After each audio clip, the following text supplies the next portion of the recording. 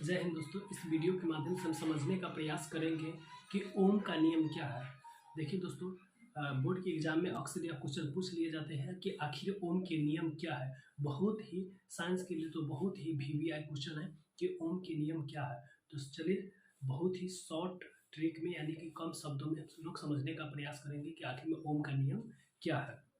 देखिए, मान लीजिए कि यह एक तार है, ठीक है।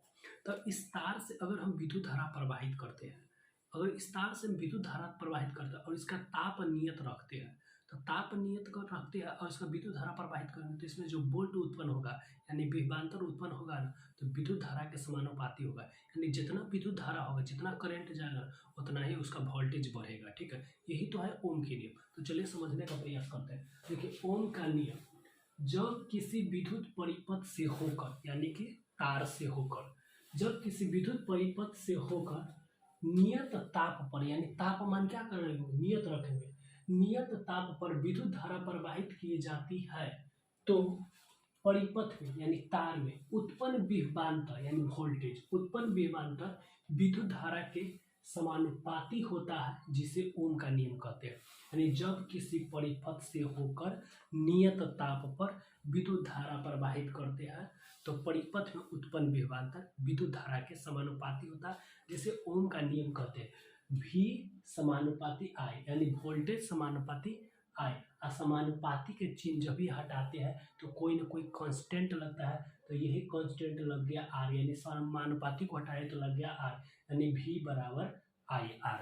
ये हो गया ओम का नियम। तो चलिए अगला प्रश्न समझने का प्रयास करते हैं। हाँ तो दोस्तों, अगला प्रश्न देखिए कि प्रश्न क्या है कि विद्युत धारा क्या है। तो देखिए दोस्तों, विद्युत धारा क्या है कि विद्युत धारा क्या, इलेक्ट्रॉन है। दोस्तों, इलेक्ट्रॉन जब तार में लगातार प्रवाहित होने लगती है तो हम देखते हैं कि बल्ब जलने लगा, पंखा चलने लगा, ठीक है, टीवी फ्रिज ये सब चलने लगा, यानी काम करना स्टार्ट कर देता है। तो विद्युत धारा आखिर क्या है, तो समझिए, इलेक्ट्रॉनों के सतत प्रवाह को यानी लगातार प्रवाह को विद्युत धारा कहते हैं।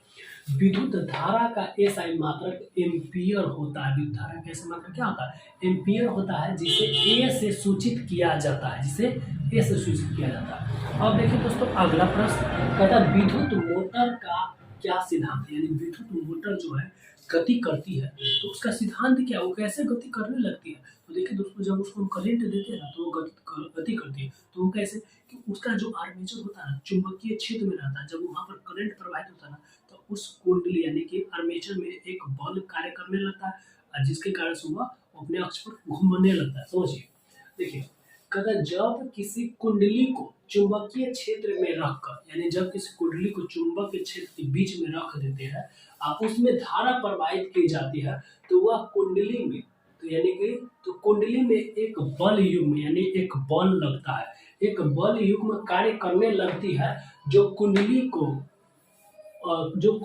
को उसके अक्ष पर घुमाने का काम करता है। इस प्रकार विद्युत मोटर अपना कार्य स्टार्ट कर लेता है। देखिए, अब तीसरा प्रश्न क्या है कि धातु एवं अधातु में क्या अंतर है। देखिए, यह भी एग्जाम व्यू से बहुत ही इम्पोर्टेंट है। देखिए, धातु और अधातु में क्या अंतर है। देखिए, इसको हम लिखेंगे कैसे दोस्तों, से पहले समझिए। लिखेंगे कि धातु एवं अधातु में निम्नलिखित अंतर है।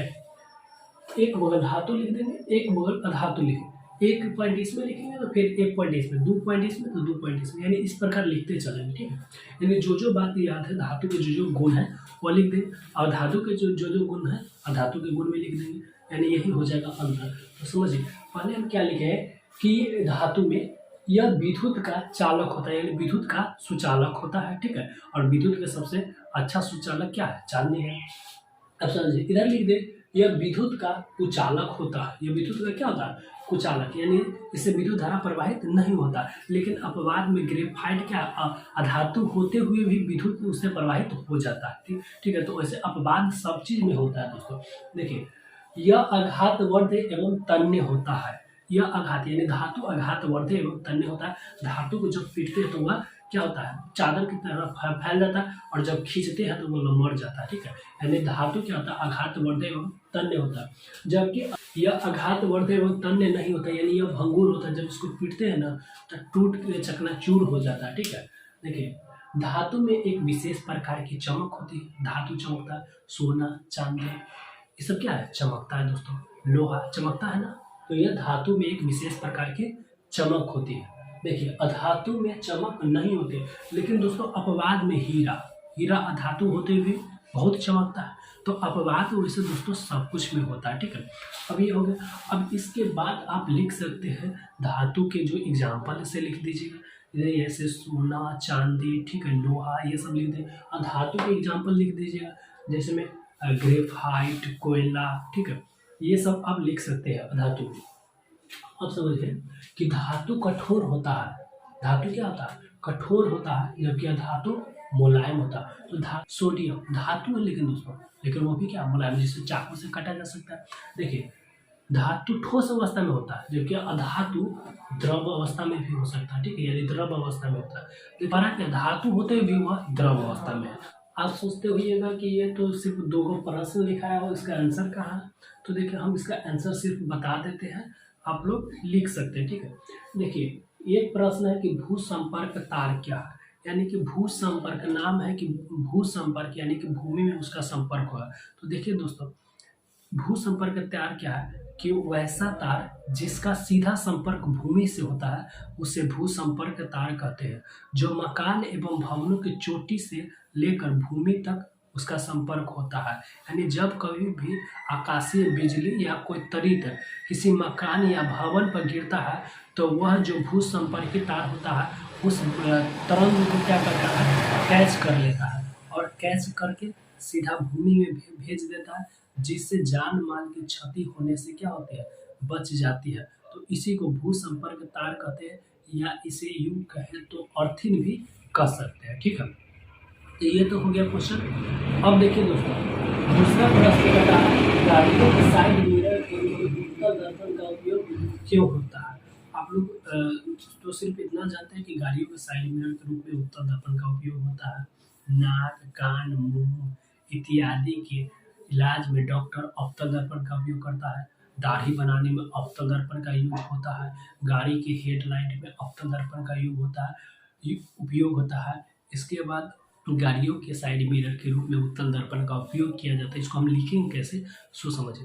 गाड़ियों के साइड मिरर के रूप में उत्तल दर्पण का उपयोग किया जाता है, क्योंकि उत्तल दर्पण द्वारा बना प्रतिबिंब हमेशा सीधा एवं छोटा होता है, जिससे बहुत से वस्तुओं का चित्र उस दर्पण में समा जाता है, जिससे ड्राइवरों को साइड लेने में सुविधा होती है। इसलिए उत्तल दर्पण का उपयोग गाड़ियों के साइड मिरर के रूप में किया जाता है। तो जय हिंद दोस्तों, यह वीडियो आज इतना ही पर समाप्त होता है, ठीक है। अगर आप मेरे चैनल पर हैं तो चैनल को सब्सक्राइब कीजिए, बेल आइकन को दबाइए और भैया शेयर करना तो ना भूलिएगा। एक भाई का रिक्वेस्ट मानिए। मिलेंगे नेक्स्ट वीडियो में, तब तक ले जय हिंद, जय भारत।